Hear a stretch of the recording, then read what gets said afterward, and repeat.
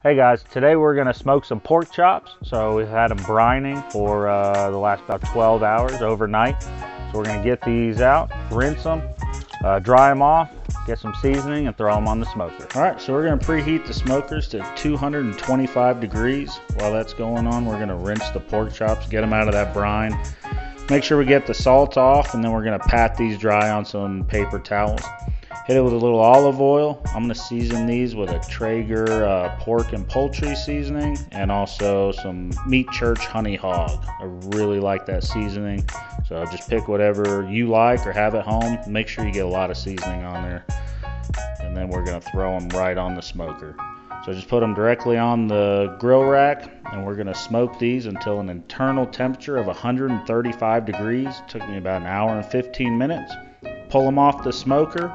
We're going to put our searing racks on, crank the temperature up to about 450, and once that's done heating, put those pork chops directly on that searing rack or on the grate.